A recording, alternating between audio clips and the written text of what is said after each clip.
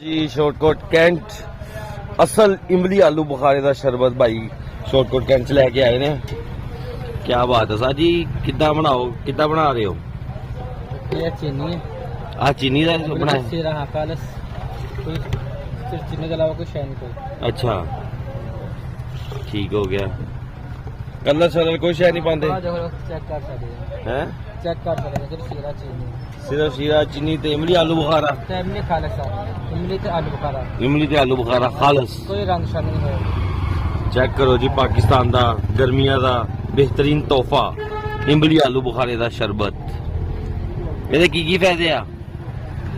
ਇਹਦਾ ਜੀ ਜਿਗਰ ਦੀ ਗਰਮੀ ਵਾਸਤੇ ਬੜਾ ਮੁਫੀਦ ਹੈ। ਜਿਗਰ ਦੀ ਗਰਮੀ, ਪੇਟ ਦੀ ਗਰਮੀ, जिगर की गर्मी वास्ते जी बहुत मुफीद चीज। गर्मियां दा पाकिस्तान हर जगह तुहानू नजर आना, पर जो ज़्यादा भाई दा ना ओए होए तबाही है। मैं अगे गिलास पीता है, मैं क्या एक गिलास और दे जरा चेक करिए इनू दोबारा।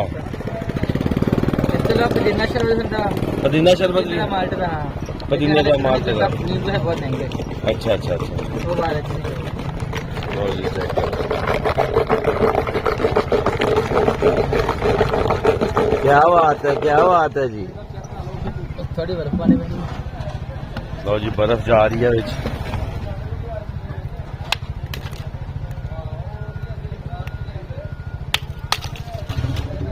ਇਹ ਕਿੰਨੇ ਦਾ ਸੈਟਅਪ ਲੱਗਾ ਤੇਰਾ? ਸਾਰਾ ਖਰਚਾ ਵਗੈਰਾ ਕਿੰਨਾ ਆਇਆ?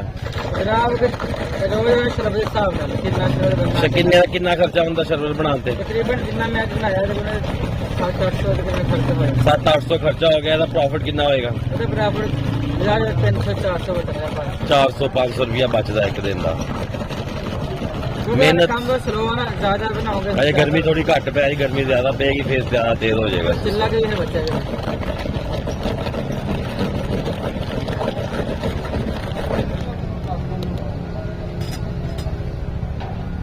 हो गया तैयार। ਤਿਆਰ ਹੋ ਗਿਆ। कलर चेक करो साजी होने का जरा, इतना रख के जरा पाओ।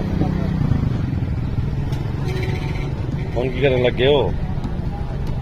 ਇਹਦੇ ਚ ਕੀ पानी ਹੈ? काली है ना, ਅੱਛਾ ਸਾਫ ਸੁਥਰਾਈ। पानी है ठंडा, सही सही सही। इसका गिलास टेकदा नहीं है। ਇੱਥੇ ਰੱਖ गिलास। और जी कलर चेक करियो शरबत का, कोई कलर कुलर नहीं पाया, बिल्कुल कलर तो बिल्कुल खालस है।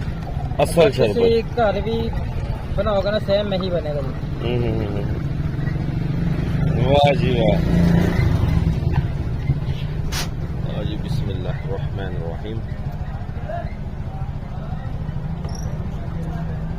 ओए तबाही।